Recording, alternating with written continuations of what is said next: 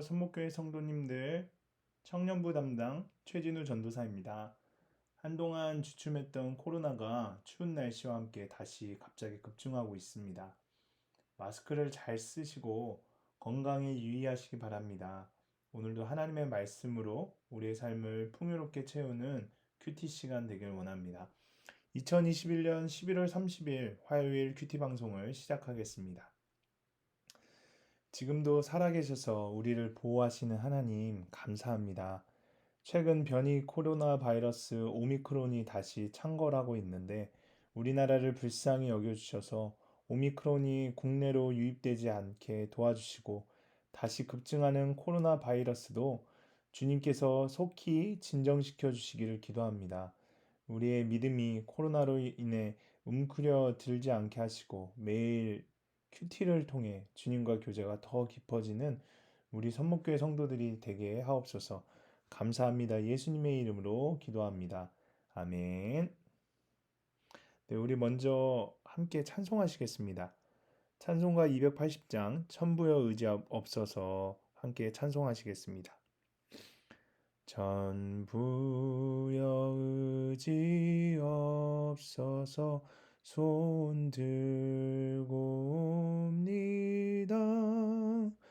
주 나를 외면하시면 나 어디 가리까. 내 죄를 씻기 위하여 피 흘려 주시니 곧 회개하는 마음으로 주 앞에 옵니다. 전부터 계신 주께서 영 죽을 죄인을 보혈로 구해 주시니 그 사랑 한없네.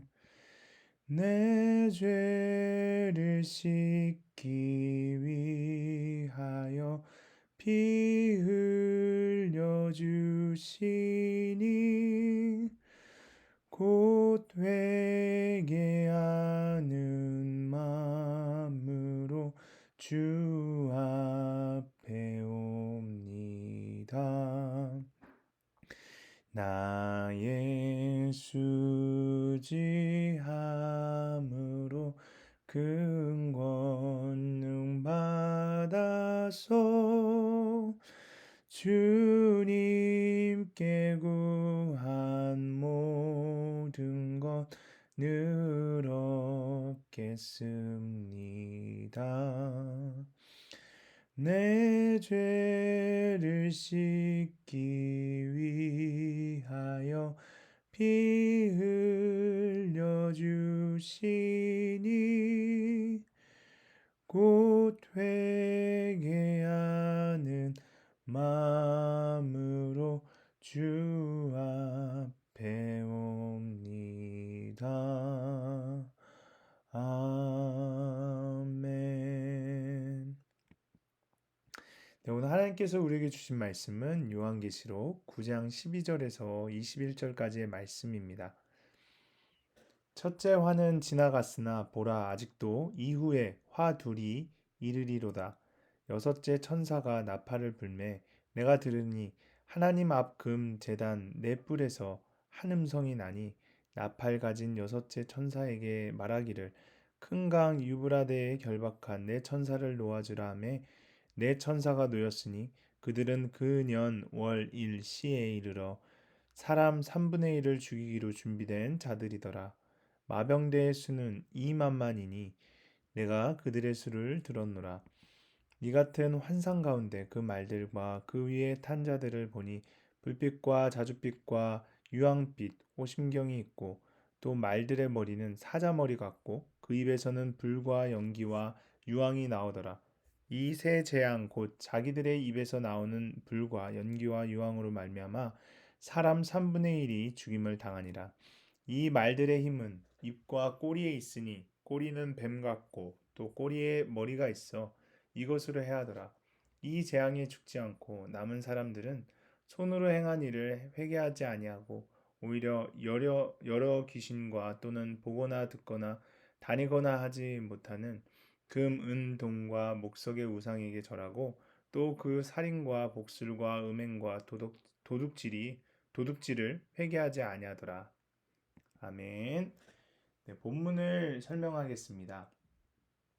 오늘 본문을 요약하자면 다음과 같습니다. 여섯째 천사가 나팔을 불 때 큰 강 유브라데에 결박되었던 네 천사가 놓입니다. 그 년, 월, 일, 시에 이르러 네 천사가 동원한 2억의 마병대가 불과 연기와 유황으로 사람 3분의 1을 죽입니다. 그러나 이 재앙에도 죽지 않고 살아남은 사람들은 끝까지 회개하지 않고 우상에게 절합니다. 네, 이제 자세히 한번 살펴보도록 하겠습니다.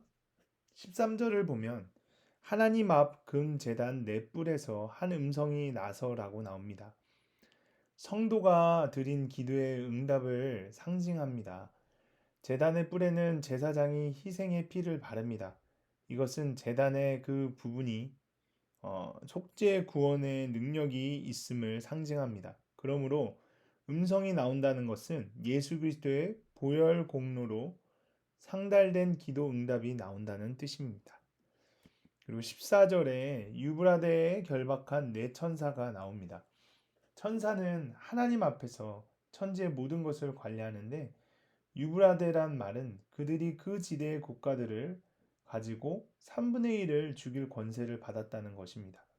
그리고 또한 결박한이라는 말은 하나님의 정하신 때가 이르기 전에는 그 일을 하지 못하게 된 처지를 의미합니다.